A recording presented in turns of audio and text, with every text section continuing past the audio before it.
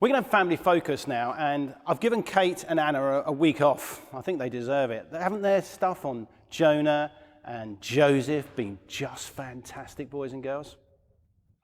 Now, I'm sure most of you children and young people have been celebrating Black History Month this October. For family focus this month, I want us to celebrate a brilliant, a brave, a Black Christian who lived over 200 years ago, Olaudah Equiano. And I want to start, the first thing I want to talk about is shackles and sugar. Shackles and sugar, you might say? What a strange combination. Well, it might be to you, but that was a very normal mixture over 200 years ago. You see, boys and girls, 200 years ago, our country, Great Britain, had a huge empire. All over the world, Britain ruled other countries and made lots and lots and lots of money from taking things from other countries.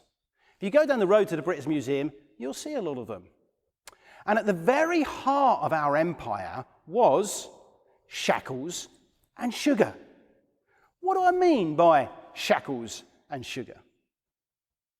At that time, the best way a country could make money was sadly through slavery. And Britain, our country, was the absolute best at it. Top of the Premier League when it came to stealing people from Africa, putting them in shackles, and then taking them thousands of miles away from their homes, often to sugar plantations, to make sugar. You see, British people loved sugar and got lots of other countries to love sugar, which meant Britain made lots and lots and lots of money. For over 100 years, Britain was the best at capturing slaves and making sugar, which meant they got richer and richer and richer. In fact, Britain stole 3.1 million Africans from their homes. And one of them was Olaudah Equiano. Now, boys and girls, what I want you to do with your mum and dad is come to All Souls, whether you listen to it online, and right next to All Souls, just over there, is Riding House Street. And if you walk all the way down to the end of Riding House Street, you'll see this very plaque on this building. A plaque reminding us of the life of Olaudah Equiano. And it says, Olaudah Equiano, 1745 to 1797, the African, lived and published here in 1789. His autobiography of the suffering and barbarity of slavery paved the way for abolition. Now, boys and girls, there's a lot of difficult words there, like barbarity and abolition. What do they mean? Well, the best way to answer that is to find out why he wrote the book and a little bit about what was in it. Boys and girls, I can only tell you a tiny bit about this book. Here it is. There it is. You see, most people in Britain at the time, over 200 years ago, didn't know anything about our empire, really. They didn't know about shackles and sugar. They didn't know how vicious and nasty the slave owners were.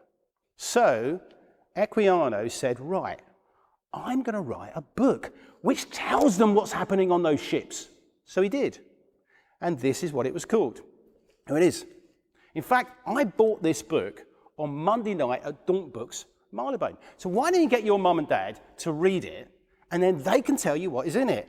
You know, there was a great Christian called William Wilberforce, which all Christians know about. But nobody knows about this guy, which is really, really, really sad. It's a little bit like 100 years' time. Everybody knowing about Pep Guardiola, but nobody knowing about the Liverpool manager. It would be really strange, wouldn't it? It would be really strange if none of us knew about Jurgen. In the book, he tells us his own story. How when his mummy and daddy weren't at home, Equiano and his sister were kidnapped. People came in and took them away from their home. They were taken away from their mummy and daddy, friends and family, and they never saw their mum and dad again. In fact, when they got to the slave ship, Equiano was separated from his sister. Now, boys and girls, can you imagine that happening to you? And he was only 11 years old. But the nightmare wasn't over. Now, who can remember these days? The slave ship was very much like an underground tube train in rush hour. Absolutely full of people, but the difference is you can get off an underground tube train. A slave ship, your journey would last up to 3 to 4 or maybe longer, 3 to 4 weeks or even longer. Slaves were pressed together like on a tube train, but never allowed to go to the toilet. There was no toilet for them. So just imagine the smell. Imagine the disease. No nice sanitation on the slave ships. No nice masks. No boys and girls. It was horrible. It was stinking. It was vile. No wonder, boys and girls, over 400,000 slaves died on the journey from Africa to the sugar plantations. Equiano managed to survive, and he managed to come to England. He managed to buy his way out of slavery, and then he got educated, and he wrote his book. And Equiano wanted everyone to know what was happening on those slave ships. He wanted to know how his people were suffering. He wanted to know everybody. He wanted to let everybody know how his people were suffering. Once his book was published, everybody wanted to buy one. In fact, it went through 9 editions just in his lifetime. And as people read it, God used it so that people understood what was going on and just how black Africans were being treated. For the first time, people in Britain were becoming aware of how evil slavery was. This great British Empire had been built on shackles and sugar, slavery and selfishness. Equiano's book was one of the main reasons which led to the slave trade being stopped in 1807. So, boys and girls, are you looking forward to meeting Equiano in heaven? Shaking his hand and thanking God for his bravery?